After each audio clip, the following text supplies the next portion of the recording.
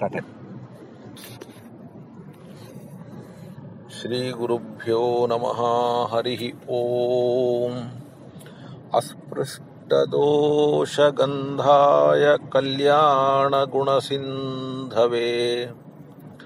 नमो नमो भक्तमुक्ति दायिने शेषशायिने शमयन् भवसन्तापम् रमयन् साधुचातकान् कृष्णमेघकृपादृष्टि वृष्ट्या पुष्णातु मामपि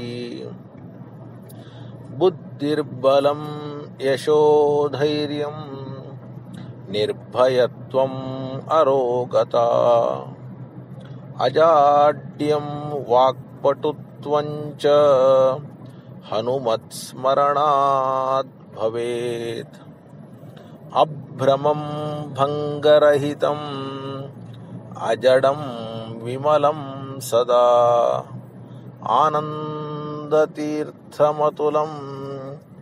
भजे तापत्रयापहम् यस्य वाक्कामधेनुर्नः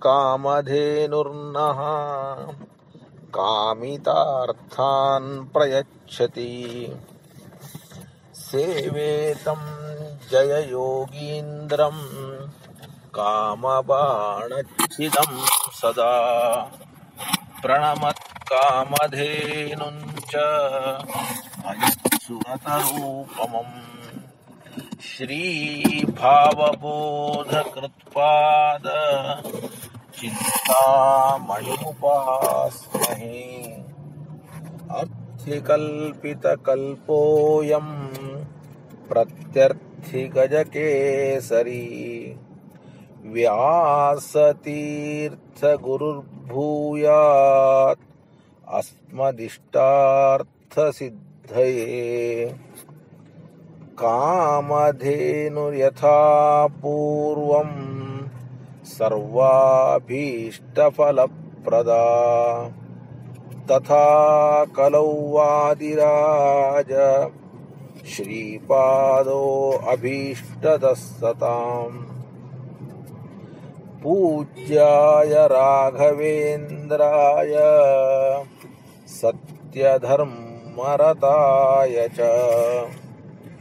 भजतां कल्पवृक्षाय नमतां कामधेनवे आसेतो रातुषाराद्रेः यो दिशो जितवान् मुहुः सत्यध्यानगुरुपातु यतीन्द्रैरपि पूजितः वेङ्कटेशाद्रिमारभ्य सेतुं तोताद्रिपूर्वकान् गत्वा दिग्विजयी पातु सत्याभिज्ञगुरुत्तमः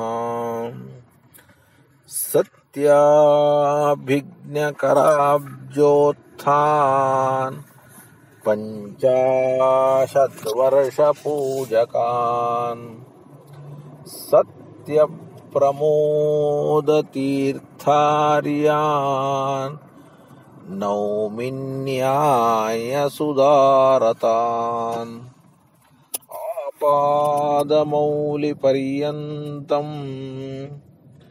गुरूणाम् आकृतिं स्मरेत् तेन विघ्नाः प्रणश्यन्ति सिद्ध्यन्ति च मनोरथाः पृथ्वीमण्डलमध्यस्थाः पूर्णबोधमतानुगाः वैष्णवाः विष्णुहृदयाः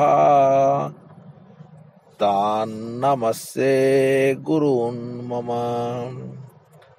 शुभान् ध्यायन्ति एकामान् ಗುರುದೇವ ಪ್ರಸಾದಜಾನ್ ಇತರಾನ್ ಆತ್ಮ ಪಾಪೋತ್ಥಾನ್ ತೇಷಾಂ ವಿದ್ಯಾ ಫಲಿಷ್ಯತಿ. ಶ್ರೀ ಗುರುಭ್ಯೋ ನಮಃ. ಹರಿ ಓಂ ಹರಿ ಓಂ ಹರಿ ಓಂ. ಕಾರ್ತೀಕ ಶುದ್ಧ ದಶಮಿಯಂದು ನಾವು ಇಬ್ಬರು ಮಹಾನುಭಾವರ ಆರಾಧನೆಯನ್ನು ಆಚರಿಸ್ತೇವೆ. ಒಬ್ಬರು ವ್ಯಾಸ ಸಾಹಿತ್ಯದ ಧ್ರುವತಾರೆಯಾದರೆ ಇನ್ನೊಬ್ಬರು ದಾಸ ಸಾಹಿತ್ಯದ ಧ್ರುವತಾರೆ. ಒಬ್ಬರು ಉತ್ತರಾದಿ ಮಠದ ಪರಂಪರೆಯಲ್ಲಿ ಬಂದಂತಹ ಸತ್ಯ ವೀರತೀರ್ಥ ಶ್ರೀಪಾದಂಗಳವರು, ಇನ್ನೊಬ್ಬರು ವಿಜಯದಾಸರು. ಇವರಿಬ್ಬರ ಆರಾಧನೆಯ ಈ ಸಂದರ್ಭದಲ್ಲಿ ಇಬ್ಬರು ಮಹಾನುಭಾವರ ಚರಿತ್ರೆಯನ್ನು ಯಥಾಮತಿಯಾಗಿ ಕೇಳುವ ಪ್ರಯತ್ನವನ್ನು ಮಾಡೋಣ. ಅವರ ಅನುಗ್ರಹವನ್ನು ಸಂಪಾದನೆ ಮಾಡುವಂತಹ ಪ್ರಯತ್ನವನ್ನು ಮಾಡೋಣ. ಸತ್ಯ ವೀರತೀರ್ಥ ಶ್ರೀಪಾದಂಗಳವರ ಮೂಲ ಬೃಂದಾವನ ತುಂಗಭದ್ರಾ ತೀರದ ಕೊರ್ಲಹಳ್ಳಿ ಅಂತ. ಸಂಸ್ಕೃತದಲ್ಲಿ ಅದಕ್ಕೆ ಕಂಠಪಲ್ಲಿ ಅಂತ ಕರೀತಾರೆ. ಆ ಕೊರ್ಲಹಳ್ಳಿಯ ಪರಿಸರದಲ್ಲಿ ಸತ್ಯವೀರ ತೀರ್ಥರ ಬೃಂದಾವನ ಇದೆ. ಇವತ್ತು ವಿಶೇಷವಾಗಿ ಮಠದ ವತಿಯಿಂದ ವೈಭವದ ಆರಾಧನೆ ನಡೀತದೆ.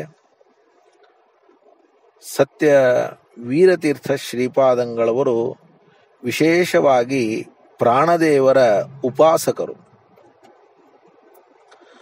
ಅವರು ಅತಿ ಪುಟ್ಟದಾದ ಒಂದು ಪ್ರಾಣದೇವರ ಪ್ರತಿಮೆಯನ್ನು ಮಾಡಿಸಿದ್ದಾರೆ. ಇವತ್ತಿಗೂ ಕೂಡ ಏನಾದರೂ ಸಮಸ್ಯೆ ಆದರೆ ನಮ್ಮ ಸ್ವಾಮಿಗಳು ಆ ಸತ್ಯವೀರ ತೀರ್ಥರ ಪ್ರಾಣದೇವರಿಗೆ ವಿಶೇಷವಾಗಿ ಪುನಶ್ಚರಣಾದಿಗಳನ್ನು ಮಾಡಿದರೆ ಎಲ್ಲ ಆಪತ್ತುಗಳು ಕೂಡ ಪರಿಹಾರವಾದದ್ದಕ್ಕೆ ಅನೇಕ ಉದಾಹರಣೆಗಳು ಉಂಟು. ಆ ಕೊರ್ಲಹಳ್ಳಿಯ ಸಮೀಪದಲ್ಲಿಯೇ ಒಂದು ಪ್ರಾಣದೇವರು, ಮದಲಗಟ್ಟಿ ಪ್ರಾಣದೇವರು ಅಂತ ಬಹಳ ಜನರಿಗೆ ಆ ಮದಲಗಟ್ಟಿ ಪ್ರಾಣದೇವರ ಒಂದು ಕುಲದೈವತ್ವ ಅನ್ನುವಂಥದ್ದು ಉಂಟು. ಅಂತಹ ಮದಲಗಟ್ಟಿ ಪ್ರಾಣದೇವರ ಉಪಾಸಕರು ಕೂಡ ನಮ್ಮ ಸತ್ಯವೀರತೀರ್ಥ ಶ್ರೀಪಾದಂಗಳವರು ಆಗಿದ್ದಾರೆ. ಸತ್ಯವೀರತೀರ್ಥ ಶ್ರೀಪಾದಂಗಳವರು ವಿಶೇಷವಾಗಿ ದಕ್ಷಿಣ ದೇಶದ ಸಂಚಾರದಲ್ಲಿ ಇದ್ದಾರೆ. ದಕ್ಷಿಣ ದೇಶದ ಸಂಚಾರದಲ್ಲಿ ಇದ್ದಾಗ ಇವತ್ತು ನಾವು ಆರಣಿ ಅಂತ ಕೇಳ್ತೇವೆ. ಆರಣಿಯ ಬಳಿಯಲ್ಲಿ ಸತ್ಯ ವಿಜಯ ನಗರ ಅಂತ. ಆ ಸತ್ಯ ವಿಜಯ ನಗರ, ಅಲ್ಲಿ ಸತ್ಯ ವಿಜಯ ತೀರ್ಥರ ಮೂಲ ಬೃಂದಾವನ ಉಂಟು. ಅಂತಹ ಆರಣಿಯಲ್ಲಿ ವಿಶೇಷವಾಗಿ ನಮ್ಮ ಸತ್ಯವೀರತೀರ್ಥ ಶ್ರೀಪಾದಂಗಳವರು ಸಂಚಾರವನ್ನು ಕೈಗೊಂಡಾಗ ಆರಣಿಯ ಮಹಾರಾಜ, ದೊಡ್ಡದಾದ ಸಂಸ್ಥಾನ, ಅವನಿಗೆ ಸಂತಾನ ಇರಲಿಲ್ಲ. ವಿಶೇಷವಾಗಿ ಪ್ರಾರ್ಥನೆಯನ್ನು ಸತ್ಯವೀರ ತೀರ್ಥರಲ್ಲಿ ಮಾಡಿಕೊಂಡಂತಹ ಸಂದರ್ಭದಲ್ಲಿ ಸತ್ಯವೀರ ತೀರ್ಥರು ವಿಶೇಷವಾಗಿ ಅವನಿಗೆ ಅನುಗ್ರಹವನ್ನು ಮಾಡಿ ಸಂತಾನ ಭಾಗ್ಯವನ್ನು ಕರುಣಿಸಿದರು. ಅದಕ್ಕಾಗಿ ಮಹಾರಾಜ ಸ್ವಾಮಿಗಳನ್ನು ದೊಡ್ಡ ಪೀಠದಲ್ಲಿ ಕುಳ್ಳಿರಿಸಿ ತಾನು ಅವರ ಮುಂದೆ ಸೇವಕನಾಗಿ ಚಪ್ಪಾಳೆಯನ್ನು ಹಾಕಿಕೊಂಡು ಕೂತಿದ್ದಾನೆ.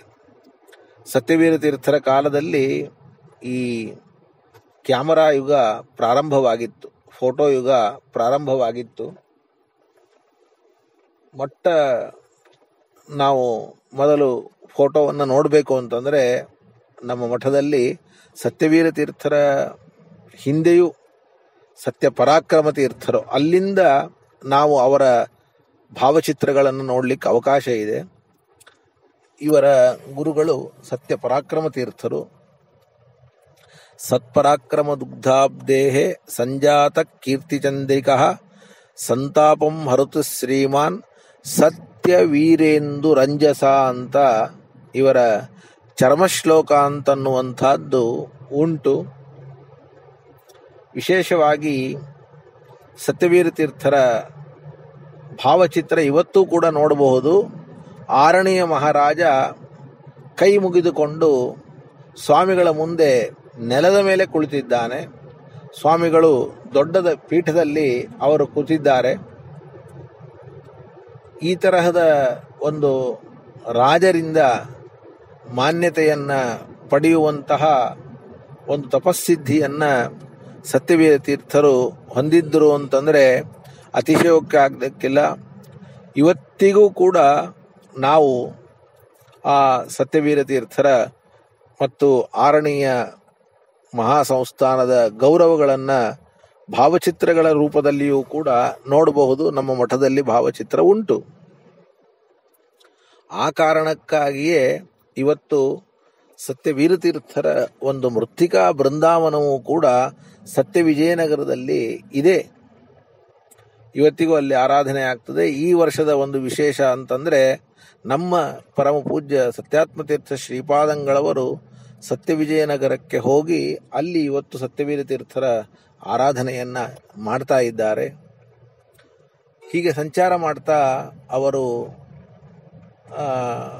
ಚೆನ್ನೈ ನಗರ, ಮದ್ರಾಸ್, ಆಗಿನ ಕಾಲದಲ್ಲಿ ಮದ್ರಾಸ್, ಚೆನ್ನೈ ನಗರಕ್ಕೆ ಬಂದಿದ್ದಾರೆ. ಅಲ್ಲಿ ಪಾರ್ಥಸಾರಥಿ ದೇವಸ್ಥಾನ, ಪಾರ್ಥಸಾರಥಿಯ ದೇವಸ್ಥಾನದಲ್ಲಿ ದೊಡ್ಡದಾದಂತಹ ಒಂದು ವಾಕ್ಯಾರ್ಥ ಸಭೆ ಆಗಿದೆ. ದೊಡ್ಡದಾದ ವಾಕ್ಯಾರ್ಥ ಸಭೆ ಆದಾಗ ಇವರು ಬಹಳ ಕೌಶಲ್ಯದಿಂದ ವಾಕ್ಯಾರ್ಥವನ್ನು ಮಾಡಿ ಜಯಪತ್ರವನ್ನು ಸಂಪಾದನೆ ಮಾಡಿದ್ದಾರೆ. ಪತ್ರ ಅಂದರೆ ಕಾಗದದಲ್ಲಿ ಅಲ್ಲ, ತಾಮ್ರ ಶಾಸನ. ಇವತ್ತು ಕೂಡ ಆ ತಾಮ್ರ ಶಾಸನವನ್ನು ನಾವು ನೋಡಬಹುದು.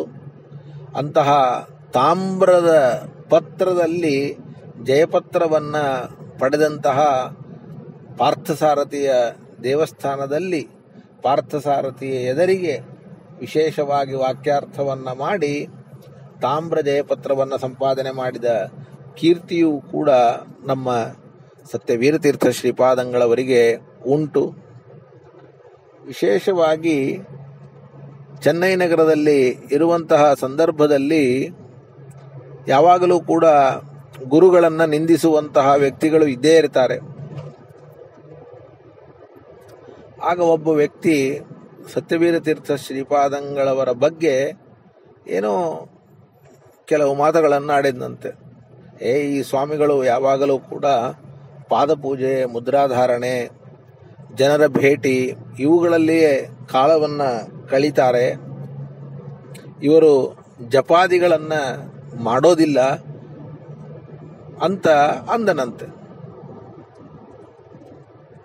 ಆಗ ಸತ್ಯವೀರತೀರ್ಥರ ಕಿವಿಗೆ ಈ ಮಾತು ಬಿತ್ತು.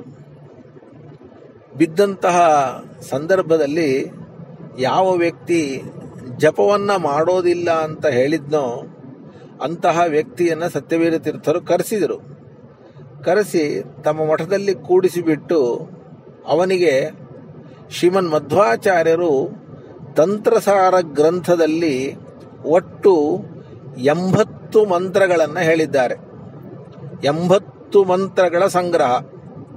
ನಿಮಗೆಲ್ಲ ಅನೇಕ ಬಾರಿ ನಾನು ಪಾಠದಲ್ಲಿ ಆ ಮಂತ್ರಗಳು ಯಾವುದು, ಅಷ್ಟಮಹಾಮಂತ್ರ 8, ಇನ್ನು ಉಳಿದ ಎಲ್ಲ 72 ಮಂತ್ರಗಳಲ್ಲಿ ವಿಷ್ಣುವಿನ ಮಂತ್ರ, ಲಕ್ಷ್ಮಿಯ ಮಂತ್ರ, ಬ್ರಹ್ಮದೇವರ ಮಂತ್ರ, ವಾಯುದೇವರ ಮಂತ್ರ, ರುದ್ರದೇವರ ಮಂತ್ರ, ಶೇಷದೇವರ ಮಂತ್ರ, ಗರುಡ ದೇವರ ಮಂತ್ರ, ಅಷ್ಟದಿಕ್ಪಾಲಕರ ಮಂತ್ರ, ಗಣಪತಿ ಮಂತ್ರ, ಸೂರ್ಯ ಮಂತ್ರ, ಸ್ಕಂದ ಮಂತ್ರ, ಹೀಗೆ 72 ಮಂತ್ರಗಳನ್ನು ಶ್ರೀಮದಾಚಾರ್ಯರು ತಂತ್ರಸಾರ ಸಂಗ್ರಹದಲ್ಲಿ ನಮಗೆ ಸಂಗ್ರಹಿಸಿಕೊಟ್ಟಿದ್ದಾರೆ. ಆ ವ್ಯಕ್ತಿ ಯಾರು ಇವರನ್ನು ನಿಂದನೆ ಮಾಡಿದ್ದ ಅವನನ್ನು ಕೂಡಿಸಿ 72 ಮಂತ್ರಗಳ ಅಂಗನ್ಯಾಸ, ಕರನ್ಯಾಸ, ಧ್ಯಾನ ಶ್ಲೋಕಗಳನ್ನು ಪಟ ಹೇಳಿದರಂತೆ. ಏನಪ್ಪ, ನಾವು ಪಾದಪೂಜೆ ಮುದ್ರಾಧಾರಣೆಯಲ್ಲಿ ನಾವು ಕಾಲ ಕಳಿತೇವೆ, ಯಾವುದೂ ತರಹದ ಒಂದು ಜಪಾದಿಗಳನ್ನು ಮಾಡೋದಿಲ್ಲ ಅಂತ ಹೇಳಿದೆ ಅಂತ. ಆಗ ಅವರ ಆ ಒಂದು ಮಂತ್ರದ ಸ್ಮರಣೆಯನ್ನು ಕಂಡು ಅವಾಕ್ಕಾಗಿ ನಾನು ಗುರುಗಳನ್ನು ವಿಶೇಷವಾಗಿ ನಿಂದನೆ ಮಾಡಿದ್ದೇನೆ, ನನಗದಕ್ಕೆ ಪ್ರಾಯಶ್ಚಿತ್ತ ಆಗಬೇಕು ಅಂತ ಆ ವ್ಯಕ್ತಿ, ಅವನು ನೀವು ನೋಡಿರಬಹುದು, ಸುಮಾರು 2 ಕಿಲೋಮೀಟರ್ಗಿಂತ ಜಾಸ್ತಿ ಇದೆ. ಏನು, ಪಾರ್ಥಸಾರಥಿ ದೇವಸ್ಥಾನದ ಪ್ರಾಕಾರ. ಆ ಪಾರ್ಥಸಾರಥಿ ದೇವಸ್ಥಾನದ ಏನು ಪ್ರಾಕಾರ ಇದೆಯೋ ಆ ಪ್ರಾಕಾರ, ಅದನ್ನು ಅವನು ಪೂರ್ಣವಾಗಿ ಉರುಳುದಂಡಿಗೆಯಲ್ಲಿ ಪ್ರದಕ್ಷಿಣೆಯನ್ನು ಮಾಡಿ ಗುರುಗಳ ನಿಂದನೆ ಮಾಡಿದ್ದಕ್ಕೆ ಪ್ರಾಯಶ್ಚಿತ್ತವನ್ನು ಮಾಡಿಕೊಂಡ ಅಂತ ಕೇಳ್ತೇವೆ. ಅದರಂತೆ ಹಿಂದೆ ಅವತ್ತಿನ ಕಾಲದಲ್ಲಿ, ಸತ್ಯವೀರತೀರ್ಥರ ಕಾಲದಲ್ಲಿ, ಈ ಪುನರ್ವಿವಾಹ ಅಂತ, ಇವತ್ತು ನಾವು ಅದನ್ನು ಹೇಳಲಿಕ್ಕೆ ಸಾಧ್ಯ ಇಲ್ಲ. ಎಲ್ಲ ಕಡೆಯಲ್ಲಿಯೂ ಕೂಡ ಪುನರ್ವಿವಾಹದ ಮಾತನ್ನೇ ನಾವು ಹೆಚ್ಚು ಕೇಳ್ತೇವೆ. ಅಂತಹ ಪುನರ್ವಿವಾಹ ಅದು ಶಾಸ್ತ್ರಸಮ್ಮತವೋ ಅಲ್ಲವೋ ಅನ್ನುವಂತಹ ಒಂದು ಪ್ರಶ್ನೆ ಬಂದಾಗ ಧರ್ಮಶಾಸ್ತ್ರದ ಚರ್ಚೆ, ಬಹಳ ದೊಡ್ಡದಾದ ಚರ್ಚೆ ಆಯಿತು. ದೊಡ್ಡದಾದ ಚರ್ಚೆ ಆದಂತಹ ಸಂದರ್ಭದಲ್ಲಿ ನಮ್ಮ ಸತ್ಯವೀರತೀರ್ಥ ಶ್ರೀಪಾದಂಗಳವರು ಅದರ ಅಧ್ಯಕ್ಷತೆಯನ್ನು ವಹಿಸಿ ವಿಶೇಷವಾಗಿ ಪುನರ್ವಿವಾಹ ಇದು ಶಾಸ್ತ್ರಸಮ್ಮತವಲ್ಲ, ಶ್ರೀರಾಮಚಂದ್ರನೇ ಪುನರ್ವಿವಾಹವನ್ನು ತ್ರೇತಾಯುಗದಲ್ಲಿಯೇ ಮಾಡಬಾರದು ಅಂತ ನಮಗೆ ತೋರಿಸಿಕೊಟ್ಟಿದ್ದಾನೆ. ಅರಣ್ಯದಲ್ಲಿ ಸೀತೆಯ ಜೊತೆಗೆ ರಾಮಚಂದ್ರ ಇರುವಾಗ ಶೂರ್ಪಣಖಿ, ಅವಳು ವಿವಾಹಿತಳಾದ ಸ್ತ್ರೀ, ರಾವಣನ ತಂಗಿ. ಅಂತಹ ವಿವಾಹಿತಳಾದ ಸ್ತ್ರೀ ಅವಳು ಶ್ರೀರಾಮಚಂದ್ರನನ್ನ ಅಪೇಕ್ಷೆ ಪಟ್ಟಾಗ ಶ್ರೀರಾಮಚಂದ್ರ ಅವಳ ಮೂಗು ಮತ್ತು ಕಿವಿಗಳನ್ನು ಲಕ್ಷ್ಮಣನ ಮುಖಾಂತರ ಕತ್ತರಿಸುವ ಮುಖಾಂತರ, ಲಕ್ಷ್ಮಣನಿಗೆ ಹೇಳಿ ಅವನ ಮುಖಾಂತರ ಕತ್ತರಿಸಿ, ನೋಡು ಒಬ್ಬ ಪತಿ ಈಗಲೇ ಇದ್ದ, ವಿವಾಹಿತಳಾದ ಸ್ತ್ರೀ ಗಂಡನನ್ನ ಕಳ್ಕೊಂಡಿರಲಿ, ಗಂಡ ಇರಲಿ, ಆದರೆ ಇನ್ನೊಬ್ಬ ಪುರುಷನನ್ನ ಅಪೇಕ್ಷೆ ಪಡೋದು ಯಾವ ಕಾರಣಕ್ಕೂ ಕೂಡ ಸರಿಯಲ್ಲ. ಒಬ್ಬ ಸ್ತ್ರೀ ಪರಪುರುಷನನ್ನ ಅಪೇಕ್ಷೆ ಪಟ್ಟರೆ ಆಗಲಿಕ್ಕಿಲ್ಲ ಅನ್ನೋದಕ್ಕೆ ಶ್ರೀರಾಮಚಂದ್ರ ಅವತ್ತು ಶೂರ್ಪಣಿಕೆಗೆ ಶಿಕ್ಷೆಯನ್ನ ಕೊಟ್ಟು ತೋರಿಸಿದ್ದಾನೆ ಅಂತನ್ನುವುದನ್ನು ನಾವು ಇವತ್ತಿನವರೆಗೂ ಕೂಡ ಕೇಳ್ತಾ ಇದ್ದೇವೆ. ಈ ಒಂದು ಮಾತನ್ನ ಸತ್ಯವೀರತೀರ್ಥರು ಉದಾಹರಿಸಿ, ಅದಲ್ಲದೆ ಅನೇಕ ಪ್ರಮಾಣ ಗ್ರಂಥಗಳನ್ನು ಉದಾಹರಿಸಿ, ಎಷ್ಟೋ ಜನ ಪ್ರಮಾಣಗಳನ್ನು ಕೊಟ್ಟರು. ಇಲ್ಲ, ಪುನರ್ವಿವಾಹಕ್ಕೆ ಅವಕಾಶ ಇದೆ, 5 ಸಂದರ್ಭದಲ್ಲಿ ಪುನರ್ವಿವಾಹ ಮಾಡಬಹುದು ಅಂತಿದೆ ಅಂತ ಧರ್ಮಶಾಸ್ತ್ರದ ಪ್ರಮಾಣಗಳನ್ನು ಕೊಟ್ಟು ವಾಕ್ಯಾರ್ಥವನ್ನು ಕೂಡ ಸತ್ಯವೀರತೀರ್ಥರ ಜೊತೆಗೆ ಮಾಡಿದರಂತೆ. ಯಾವಾಗ ಅಂತ ಕೇಳಿದರೆ, ಪತಿಯಾದವನು ಅಕಸ್ಮಾತ್ ಸನ್ಯಾಸಾಶ್ರಮ ತಗೊಂಡ್ರೆ, ಅಥವಾ ನಪುಂಸಕ ಅಂತ ತಿಳಿದರೆ, ಅಥವಾ ಪತಿತ ಚಂಡಾಲನಾಗಿ ಬಿಟ್ರೆ, ಅಥವಾ ಹೀಗೆ ಪಂಚಸ್ವಾಪತ್ಸು ನಾರೀಣಾಂ ಪತಿರನ್ಯೋ ವಿಧೀಯತೆ ಅಂತ. 5 ಆಪತ್ತುಗಳಲ್ಲಿ ಒಬ್ಬ ಸ್ತ್ರೀಗೆ ಇನ್ನೊಬ್ಬ ಪುರುಷ ಅವನನ್ನು ಸ್ವೀಕಾರ ಮಾಡಬಹುದು ಅಂತಿದೆ. ನೀವಾದರೂ ಕೂಡ ಪುನರ್ವಿವಾಹ ಇದು ಶಾಸ್ತ್ರಸಮ್ಮತವಲ್ಲ ಅಂತ ಪ್ರಶ್ನೆ ಮಾಡಿದಾಗ ಸತ್ಯವೀರತೀರ್ಥ ಹೇಳಿದರಂತೆ, ನಿಮಗೆ ಆ ಪ್ರಮಾಣದ ಅರ್ಥವನ್ನು ಮಾಡಿಕೊಳ್ಳಿಕ್ಕಾಗಿಲ್ಲ. ಅಲ್ಲಿ ಪತಿ ಹೀಗೆ ಆದಾಗ ಅಂತಲ್ಲ, ಪತಿ ಭಿನ್ನೆ ಪತಿ ಸದೃಶೆ ಅಂದರೆ ನಿಶ್ಚಿತಾರ್ಥ ಆಗಿರ್ತದೆ. ನಿಶ್ಚಿತಾರ್ಥ ಆಗಿದ್ದರೂ ಕೂಡ ಅವನು ಒಂದು ಅರ್ಥದಲ್ಲಿ ಪತಿ ಅಂತ ಕರೆಸಿಕೊಳ್ತಾನೆ. ವಾಸ್ತವಿಕವಾಗಿ ಅವನು ಪತಿ ಅಲ್ಲ, ಪತಿ ಅಂತ ಕರೆಸಿಕೊಳ್ಬಹುದು. ಆ ನಿಶ್ಚಿತಾರ್ಥ ಆದಂತಹ ಸಂದರ್ಭದಲ್ಲಿ ಅಥವಾ ಮದುವೆಯ ಕೆಲವು ಸಂಸ್ಕಾರಗಳು ನಡೆದಿದ್ದರೂ ಕೂಡ, ಅಂದರೆ ಸಪ್ತಪದಿ, ಲಾಜ, ಕಂಕಣ ಬಂಧನ ಇವುಗಳನ್ನು ಬಿಟ್ಟು ಇನ್ನೆಲ್ಲ ಮದುವೆಗೆ ಸಂಬಂಧಪಟ್ಟಂತಹ ಸಂಸ್ಕಾರಗಳಾದಾಗಲೂ ಅವನು ಪತಿ ಅಂತ ಕರೆಸಿಕೊಳ್ಳೋದಿಲ್ಲ. ಅಂತಹ ಸಂದರ್ಭದಲ್ಲಿ ಏನಾದರೂ ಕೂಡ ಮೃತನಾದರೆ ಅಥವಾ ಪತಿತನಾದರೆ, ನಪುಂಸಕ ಅಂತ ಗೊತ್ತಾದರೆ, ಅಥವಾ ನಷ್ಟೇ ಪ್ರವ್ರಜಿತೆ ಕ್ಲೀಬೇ ಚ ಪತಿತೆ ಪತೌ ಪಂಚಸ್ವಾಪತ್ಸು ನಾರೀಣಾಂ ಪತಿರನ್ಯೋ ವಿಧೀಯತೆ ಅನ್ನುವುದಾಗಿ ಆ ಪ್ರಮಾಣಕ್ಕೆ ಅರ್ಥವನ್ನು ಮಹಾನುಭಾವರಾದ ಸತ್ಯವೀರತೀರ್ಥರು ಮಾಡಿಕೊಟ್ಟು ಆ ಪುನರ್ವಿವಾಹದ ಒಂದು ಖಂಡನೆಯನ್ನು ಮಾಡಿದರು ಅಂತನ್ನೋದನ್ನು ಕೂಡ ನಾವು ಕೇಳ್ತೇವೆ.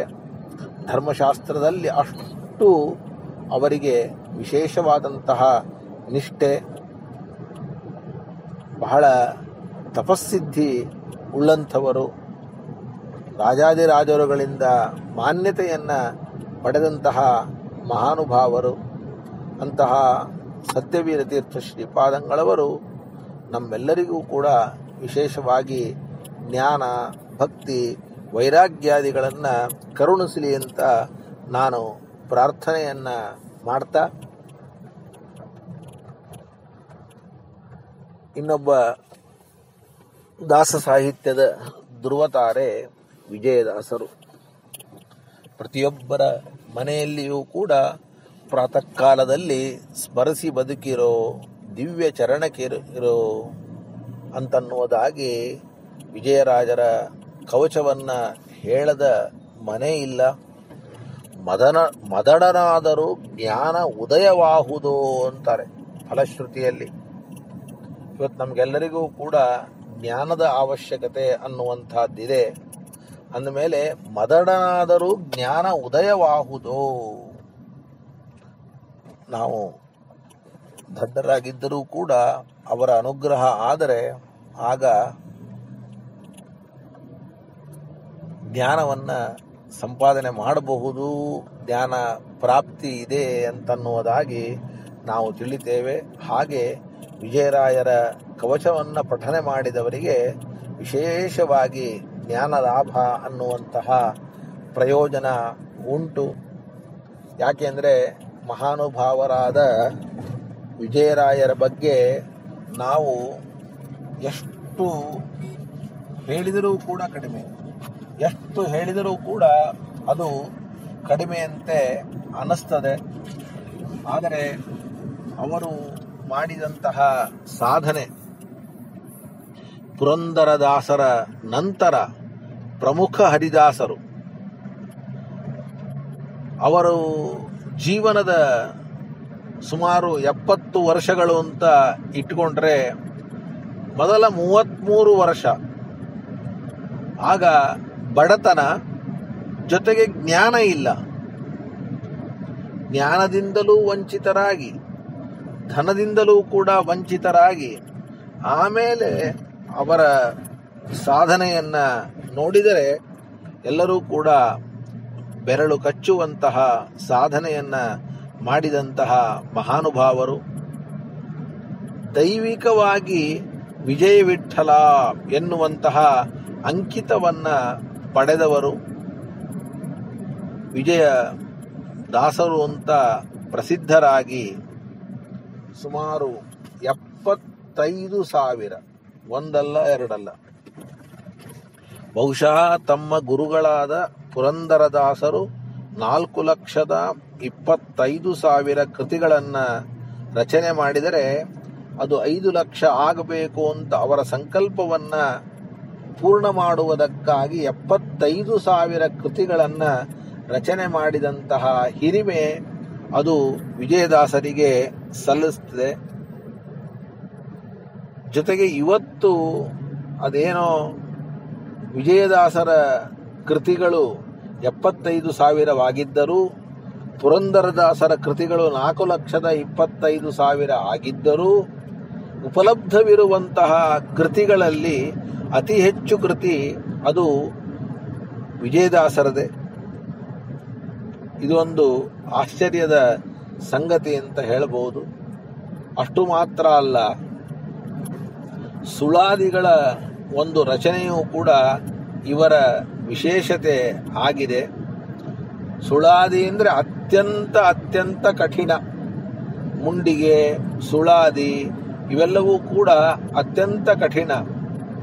ಅಂತಹ ಸುಳಾದಿಗಳು ಕೂಡ ವಿಜಯದಾಸರಿಗೆ ಅತಿ ಸುಲಭದ ಮಾತಾಗಿತ್ತು. ಅದು ಅವರ ಸಿದ್ಧಿಯ ಫಲ. ಅದು ಪ್ರತಿಯೊಂದು ಸುಳಾದಿಯ ವಿಚಾರವನ್ನು ಮಾಡಿದರೆ ಅದರಲ್ಲಿರುವಂತಹ ವಿಷಯ ಶ್ರೀಮಂತಿಕೆ, ನಿರೂಪಣಾ ಕೌಶಲ ಅದು ಎಲ್ಲರನ್ನೂ ಬೆರಗಾಗಿಸುವಂತಹದ್ದು. ಚಿಂತನೆಯ ಸಮಗ್ರತೆ ಅವರ ಸುಳಾದಿಗಳ ಮತ್ತೊಂದು ವೈಶಿಷ್ಟ್ಯ. ಅವರ ಕೆಲವು ಸುಳಾದಿಗಳ ಮೂಲ ಆಕರ ಇನ್ನೂ ವಿದ್ವಾಂಸರಿಗೆ ಪರಿಚಯ ಆಗಿಲ್ಲ. ಅಂದಮೇಲೆ ವಿಜಯದಾಸರ ವಿಷಯ ಸಂಗ್ರಹದ ವ್ಯಾಪ್ತಿ ಎಷ್ಟು ಅಗಾಧ ಅಂತ ಊಹೆ ಮಾಡಲಿಕ್ಕೂ ಕೂಡ ಸಾಧ್ಯ ಇಲ್ಲ. ಇವತ್ತು ಕೂಡ ಅವರು ಸುಳಾದಿದಾಸರು ಎನ್ನುವುದಾಗಿಯೇ ಪ್ರಸಿದ್ಧರಾಗಿದ್ದಾರೆ. ಉಗಾಭೋಗ ಅವುಗಳಲ್ಲಿಯೂ ಕೂಡ ಎತ್ತಿದ ಕೈ ವಿಜಯದಾಸರದು. ನಾನು ಈ ಸಂದರ್ಭದಲ್ಲಿ ಹೆಚ್ಚು ಅವರ ಚರಿತ್ರೆಯನ್ನು ವಿವರಣೆ ಮಾಡಲಿಕ್ಕೆ ಹೋಗೋದಿಲ್ಲ.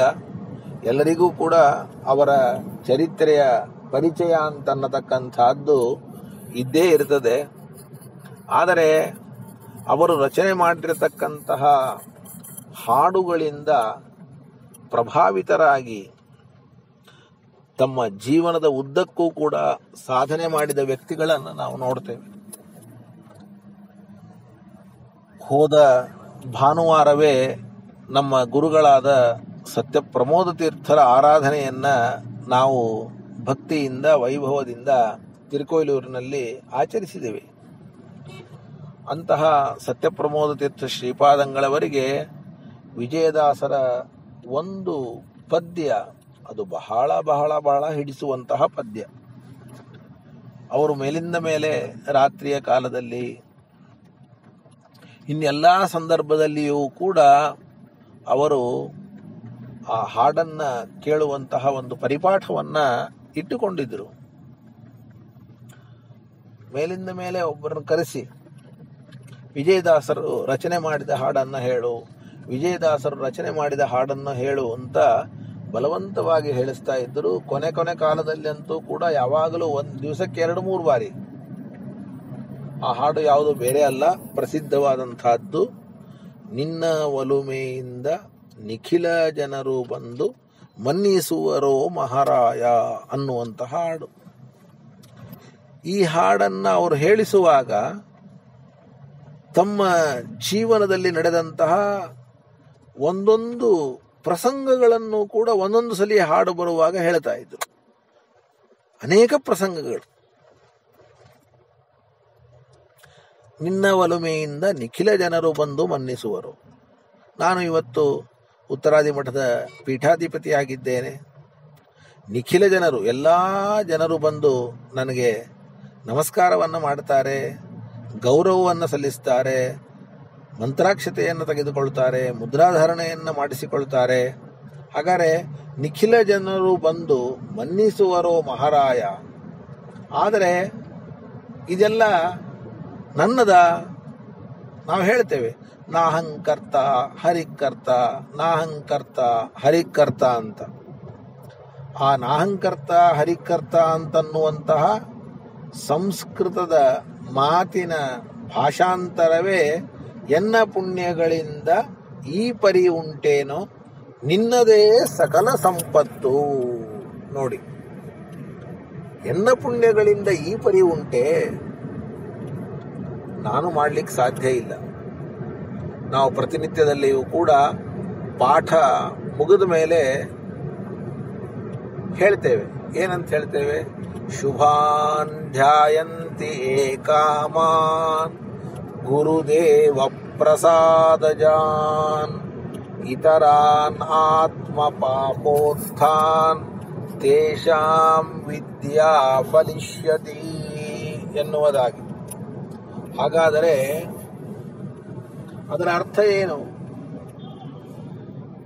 ನಮಗೆ ಇವತ್ತೇನಾದರೂ ಕೂಡ ಆಸೆಗಳು ಅಪೇಕ್ಷೆಗಳು ಪೂರ್ಣವಾದರೆ, ಒಳ್ಳೆಯದಾದರೆ ಅದು ಗುರುದೇವ ಪ್ರಸಾದಜಾನ್, ಗುರುಗಳ ದೇವತೆಗಳ ಪ್ರಸಾದದಿಂದ ಆದದ್ದು ಅಂತ ನಾವು ಚಿಂತನೆಯನ್ನು ಮಾಡ್ತೇವೆ. ಅದು ನಮ್ಮ ಪ್ರಯತ್ನದಿಂದ, ನಮ್ಮ ವಿದ್ವತ್ತಿನಿಂದ, ನಮ್ಮ ಸ್ವಂತಿಕೆಯಿಂದ ಆದದ್ದು ಅಂತ ಮಾತ್ರ ಸರ್ವಥಾ ತಿಳಿಯೋದಿಲ್ಲ.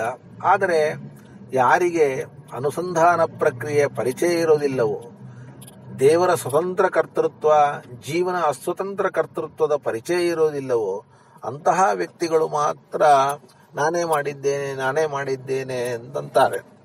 ಆದರೆ ದೊಡ್ಡವರು, ಜ್ಞಾನಿಗಳು ಎಂದಿಗೂ ಕೂಡ ತಾವು ಮಾಡಿದ್ದನ್ನ ನನ್ನಲ್ಲಿ ಭಗವಂತ ಇದ್ದು ಮಾಡಿಸಿದ, ಭಗವಂತನೇ ಕರ್ತ, ನಾನು ಅಸ್ವತಂತ್ರ ಕರ್ತ ಅಂತನ್ನುವಂತಹ ಚಿಂತನೆಯನ್ನು ಮಾಡ್ತಾರೆ.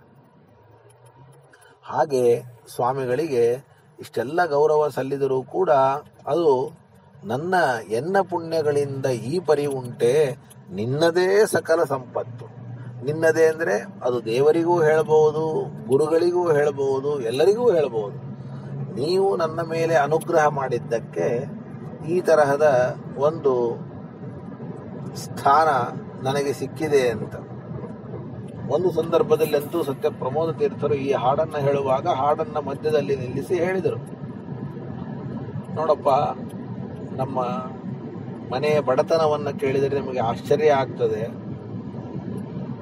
ನಮ್ಮ ಮನೆಯಲ್ಲಿ ಎಷ್ಟು ಬಡತನ ಇತ್ತು ಅಂತ ನಿಮಗೆ ಹೇಳಿದರೆ ಅದು ನಿಮ್ಗೆ ಅರ್ಥನೂ ಆಗಲಿಕ್ಕೆ ಸಾಧ್ಯ ಇಲ್ಲ. ನೀವೆಲ್ಲ ಈಗ ಶ್ರೀಮಂತರಾಗಿದ್ದೀರಿ ಅಂತ ನಮಗೆ ಚೇಷ್ಟೆಯನ್ನ ಮಾಡ್ತಾ ಇದ್ರು. ಅಂದ್ರೆ ವಿಶೇಷವಾಗಿ ಸತ್ಯ ಪ್ರಮೋದ ತೀರ್ಥರ ಒಂದು ಬಡತನವನ್ನ ಕೇಳಬೇಕು ಅಂದ್ರೆ ಅವರ ತಂದೆಗಳು ಗುತ್ತಲ್ ರಂಗಾಚಾರ್ಯರು ಅಂತ ಬಹಳ ದೊಡ್ಡ ವ್ಯಕ್ತಿ ಅವರು. ಕರ್ಜಗಿ ಅಂತ ಹಾವೇರಿ ಸಮೀಪದ ಒಂದು ಊರು, ವರದಾ ನದಿ ತೀರ, ಪ್ರಾಣದೇವರ ಕ್ಷೇತ್ರ. ಆ ಪ್ರಾಣದೇವರ ಸನ್ನಿಧಾನದಲ್ಲಿ 108 ಬಾರಿ ತಾತ್ಪರ್ಯ ನಿರ್ಣಯವನ್ನು ಪಾರಾಯಣ ಮಾಡಿದ ಮಹಾನುಭಾವರು. ಅವರ ಪುಣ್ಯದಿಂದಲೇ ಹುಟ್ಟಿದಂತಹ ವ್ಯಕ್ತಿ ಸತ್ಯ ಪ್ರಮೋದ ತೀರ್ಥರು, ಗುತ್ತಲ್ ಗುರಾಜಾಚಾರ್ಯರು. ಇದನ್ನ ಯಾಕೆ ಹೇಳ್ತಾ ಇದ್ದೇನೆ ಅಂತಂದ್ರೆ, ಅಂತಹ ತಂದೆಗಳಾದ ರಂಗಾಚಾರ್ಯರ ಶ್ರಾದ್ದವನ್ನ ಮಾಡುವ ಪ್ರಸಂಗ ಬಂದರೆ ಮನೆಯಲ್ಲಿ ಅಕ್ಕಿ ಇಲ್ಲ, ಬೇಳೆ ಇಲ್ಲ, ₹1 ಕೊಡ್ಲಿಕ್ಕೆ ದಕ್ಷಿಣೆ ಇಲ್ಲ. ಏನ್ ಮಾಡೋದು? ಶ್ರಾದ್ದ ನಿಲ್ಲಿಸುವ ಹಾಗೆ ಇಲ್ಲ, ಸಾಲ ಕೊಡುವವರು ಇಲ್ಲ. ಮನೆಯಲ್ಲಿ ಒಂದು ಮಣೆ ಇತ್ತಂತೆ, ಬಹಳ ಹಳೆ ಕಾಲದ ಮಣೆ, ಕುತ್ತುಕೊಳ್ಳುವಂತಹ ಮಣೆ. ಆ ಮಣೆಗೆ ನೀವೆಲ್ಲ ನೋಡಿರ್ಬೋದು, 4 ಕಡೆ ಬೆಳ್ಳಿಯ ಹೂವುಗಳನ್ನ ಹಾಕಿರ್ತಾರೆ ಚಂದಕ್ಕೆ ಅಂತ. ಆ ಬೆಳ್ಳಿಯ ಹೂವುಗಳನ್ನ ಕಿತ್ತಿ ಅಂಗಡಿಗೆ ಕೊಟ್ಟು ಹಣವನ್ನ ತಂದು ಶ್ರಾದ್ದ ಮಾಡುವಷ್ಟು ಪ್ರಸಂಗ ನಮ್ಮ ಮನೆಯಲ್ಲಿ ಇತ್ತು. ಆದರೆ ಇವತ್ತು 100 ಜನ ಬ್ರಾಹ್ಮಣರಿಗೆ ಭೋಜನವನ್ನ ಮಾಡಿಸಿ ಕೈತುಂಬ ದಕ್ಷಿಣೆ, ರಜತ ಸುವರ್ಣ ದಾನಗಳನ್ನ ಮಾಡುವ ಮೂಲಕ ನಮ್ಮ ಪೂರ್ವಾಶ್ರಮದ ತಂದೆಗಳ ಒಂದು ವಿಶೇಷವಾದ ದಿನವನ್ನು ಮಾಡ್ತಾ ಇದ್ದೇವೆ ಅಂತಂದರೆ ಅದು ಎನ್ನ ಪುಣ್ಯಗಳಿಂದ ಈ ಪುರಿ ಉಂಟೆ ಅಂತ ಹೀಗೆ ತಮ್ಮ ಜೀವನದಲ್ಲಿ ನಡೆದಂತಹ ಒಂದೊಂದು ಪ್ರಸಂಗವನ್ನು ಕೂಡ ಅವರು ಈ ಹಾಡಿನಲ್ಲಿ ಸಮನ್ವಯ ಮಾಡಿದ್ದನ್ನು ನಾವು ಕೇಳಿದ್ದೇವೆ. ಅಂತಹ ಮಾರ್ಮಿಕವಾದ ಮನಸ್ಸನ್ನೇ ಬದಲು ಮಾಡುವ ಅನುಸಂಧಾನವನ್ನು ತಂದುಕೊಡುವ ಕೃತಿಗಳನ್ನು ರಚನೆ ಮಾಡಿದ ಹಿರಿಮೆ ಅದು ನಮ್ಮ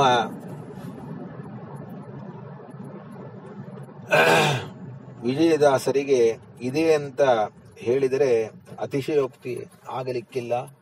ಉತ್ತರಾದಿ ಮಠದ ಪರಂಪರೆಯಲ್ಲಿ ಬಂದಂತಹ ಸತ್ಯಪ್ರಿಯತೀರ್ಥ ಶ್ರೀಪಾದಂಗಳವರು ಹಾಗೂ ಸತ್ಯ ಬೋಧತೀರ್ಥ ಶ್ರೀಪಾದಂಗಳವರು ಇಬ್ಬರು ಗುರು ಶಿಷ್ಯರು. ಆ ಸತ್ಯಬೋಧರ ಮತ್ತು ಸತ್ಯಪ್ರಿಯತೀರ್ಥರ ಒಂದು ವಿಶೇಷವಾದಂತಹ ಸಂಪರ್ಕ ಅದು ವಿಜಯದಾಸರಿಗೆ ಇತ್ತು ಅಂತನ್ನುವಂತಹ ವರ್ಣನೆಯನ್ನು ಕೂಡ ನಾವು ಕೇಳ್ತೇವೆ. ವಿಶೇಷವಾಗಿ ಸತ್ಯಪ್ರಿಯತೀರ್ಥ ಶ್ರೀಪಾದಂಗಳವರ ಒಂದು ಸಂಬಂಧವನ್ನು ನಾವು ಈ ತರಹ ಉಲ್ಲೇಖಿಸಬಹುದು. ವಿಜಯದಾಸರು ಬಹಳ ಸಂಚಾರ, ಅವರು ವಿಜಯವಾಡದ ಕಡೆ ಸಂಚಾರ ಮಾಡ್ತಾ ಇದ್ದಾರೆ. ಆಗ ಸತ್ಯಪ್ರಿಯತೀರ್ಥ ಶ್ರೀಪಾದಂಗಳವರನ್ನ ಭೇಟಿಯಾಗುವ, ಸಂದರ್ಶನ ಮಾಡುವ ಒಂದು ಸಂದರ್ಭ ಬಂದಿದೆ. ಶ್ರೀಪಾದಂಗಳವರು ಅಲ್ಲಿ ಇದ್ದಾಗ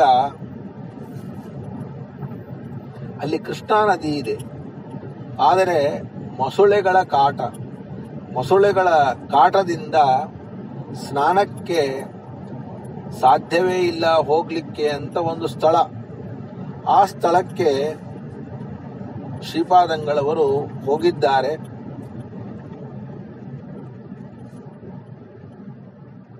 ಇಲ್ಲ ಮೊಸಳೆಗಳಿದೆ ಅಲ್ಲಿ ಹೋಗಬೇಡಿ ಅಂತ ಕೆಲವರನ್ನ ತಡೆದಾಗ ಶ್ರೀಗಳವರು ಅವರನ್ನು ಕೂಡ ಕರೆದುಕೊಂಡು ಹೋಗಿದ್ದಾರೆ. ಅವರಿಗೆಲ್ಲ ದಂಡತೀರ್ಥವನ್ನು ಪ್ರೋಕ್ಷಣೆ ಮಾಡಿದ್ದಾರೆ. ಮೊಸಳೆಗಳಿಗೆ ಅವರಲ್ಲಿ ಯಾರೊಬ್ಬರನ್ನೂ ಕೂಡ ಬಾಧಿಸಲು ಸಾಧ್ಯವಾಗಲಿಲ್ಲ. ಅವತ್ತಿನಿಂದ ಆ ಕೃಷ್ಣಾ ನದಿಯಲ್ಲಿ ಮೊಸಳೆಗಳ ಪೂರ್ಣವಾದಂತಹ ಸಮಸ್ಯೆಯೇ ಪರಿಹಾರವಾಯಿತು. ಅಂತಹ ಶ್ರೀಪಾದರ ಸಂದರ್ಶನ ವಿಜಯದಾಸರಿಗೆ ಆನಂದವನ್ನು ತಂತು. ಆ ಸಮಯದಲ್ಲಿ ವಿಶೇಷವಾಗಿ ಅವರು ರಚನೆ ಮಾಡಿದ ಸತ್ಯಪ್ರಿಯತೀರ್ಥರ ಮೇಲಿನ ಕೃತಿ ಬಿಜವಾಡದಲ್ಲಿ ಕೃಷ್ಣೆ ತಜ್ಜಲದೊಳು ದುರ್ಜಂತುಗಳ ನರರ ಬೆಜ್ಜರಿಸಲು ಪ್ರಜ್ವಲಿಸುತ್ತ ಪೋಗಿ ಮಾರ್ಜನವನು ಗೈದು ಭೀತರ ಜಜ್ಜವ ಬಿಡಿಸಿ ಕಾಯಿದ ಸಜ್ಜನ ಮನೋಹರ ಎನ್ನುವುದಾಗಿ ಆ ವಿಜಯದಾಸರು ಅವರ ಮೇಲೆ ವಿಶೇಷವಾಗಿ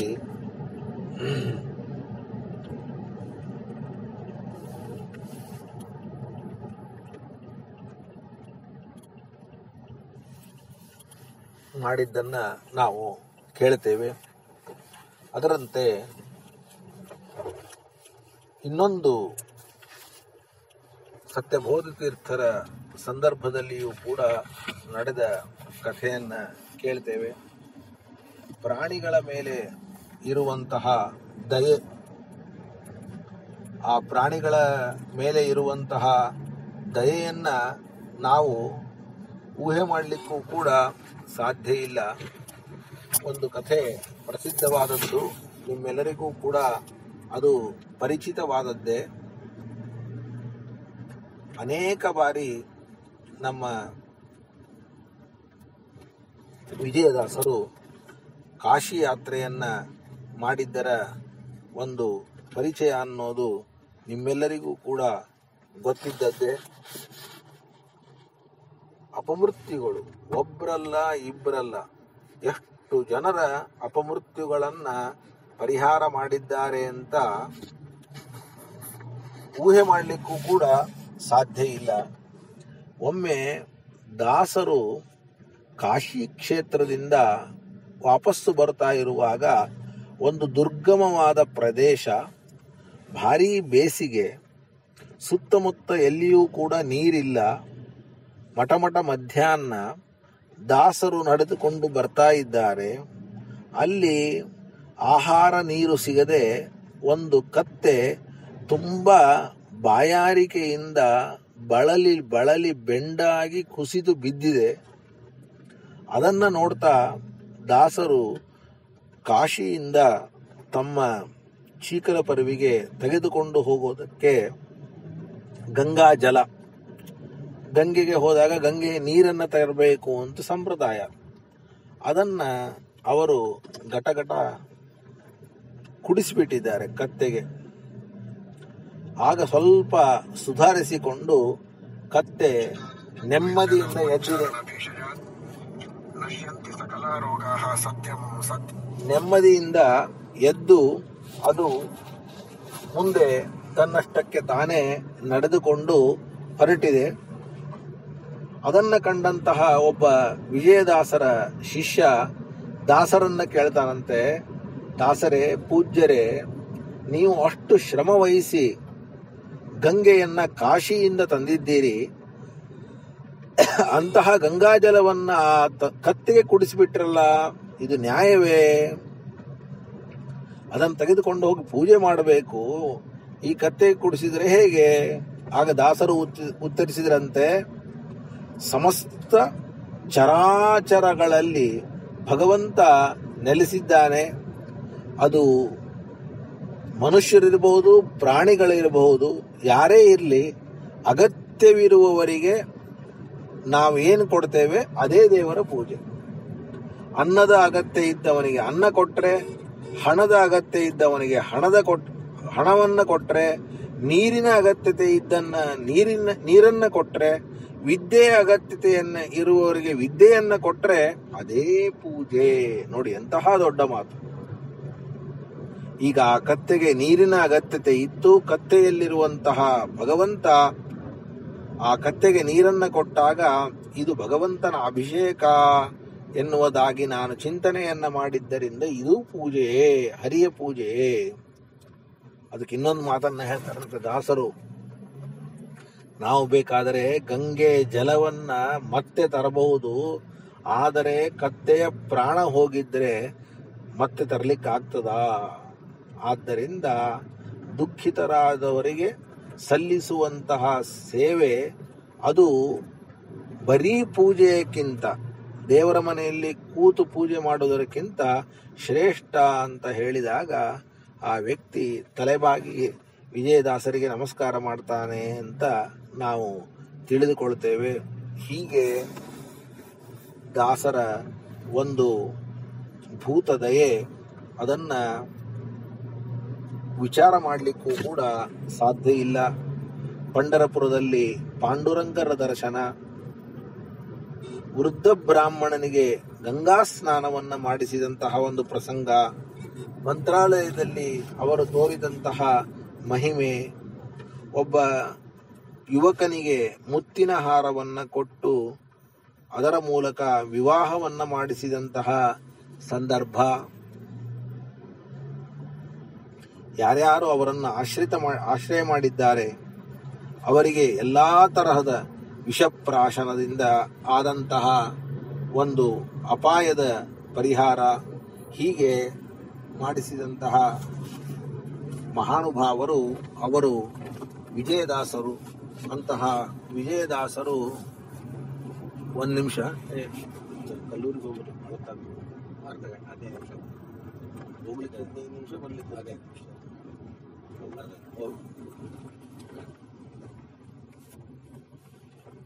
ಹೀಗೆ ವಿಜಯದಾಸರು ನಮಗೆ ಏನೆಲ್ಲ ಕರುಣಿಸಿದ್ದಾರೆ ಅಂತ ಊಹೆ ಮಾಡಲಿಕ್ಕೂ ಕೂಡ ಸಾಧ್ಯ ಇಲ್ಲ. ಅಂತಹ ಮಹಾನುಭಾವರು ನಮಗೆ ವಿಶೇಷವಾಗಿ ಮದನರಾದರೂ ಜ್ಞಾನ ಉದಯವಾಹುದು ಅಂತ ಹೇಳಿದ ಹಾಗೆ ಜ್ಞಾನೋದಯವನ್ನ ಮಾಡಿಸಿ ಅಂತನ್ನುವುದಾಗಿ ಪ್ರಾರ್ಥನೆಯನ್ನ ಮಾಡ್ತಾ, ಆ ವಿಜಯದಾಸರ ಸತ್ಯವೀರತೀರ್ಥರ ಅನುಗ್ರಹ ನಮಗೆ ಆಗಲಿ ಅಂತ ಪ್ರಾರ್ಥನೆಯನ್ನ ಮಾಡ್ತಾ ನಮ್ಮ ಗುರುಗಳಾದ ಸತ್ಯಪ್ರಮೋದ ತೀರ್ಥರು ನಿನ್ನ ಒಲುಮೆಯಿಂದ ನಿಖಿಲ ಜನರು ಬಂದು ಮನ್ನಿಸುವರು ಮಹಾರಾಯ ಅಂತ ಏನು ಅವರು ಒಂದು ಅನುಸಂಧಾನವನ್ನು ಮಾಡ್ತಾ ಇದ್ರು, ಆ ಅನುಸಂಧಾನವನ್ನು ನಮಗೂ ಯಥಾಶಕ್ತಿಯಾಗಿ ಕೊಡಲಿ ಅಂತ ಪ್ರಾರ್ಥನೆಯನ್ನು ಮಾಡ್ತಾ ಈ ಒಂದು ಪ್ರವಚನವನ್ನು ಮುಕ್ತಾಯ ಮಾಡ್ತಾ ಇದ್ದೇನೆ. ಪಾಠ ಇರೋದಿಲ್ಲ, ಪಾಠ ಮತ್ತೆ ಮುಂದಿನ ಭಾನುವಾರದ ದಿವಸ ನೋಡೋಣ ಅಂತ ಹೇಳ್ತಾ, ಶ್ರೀಕೃಷ್ಣಾರ್ಪಣಮಸ್ತು. ಶುಭಾನ್ ಧ್ಯಾಯಂತಿ ಏಕಾಮಾನ್ ಗುರುದೇವ ಪ್ರಸಾದಜಾನ್ ಇತರಾನ್ ಆತ್ಮಪಾಪೋತ್ಥಾನ್ ತೇಷಾಂ ವಿದ್ಯಾ ಫಲಿಷ್ಯತಿ. ಹರಯೇ ನಮಃ ಹರಯೇ ನಮಃ ಹರಯೇ ನಮಃ. ಶ್ರೀಕೃಷ್ಣಾರ್ಪಣಮಸ್ತು.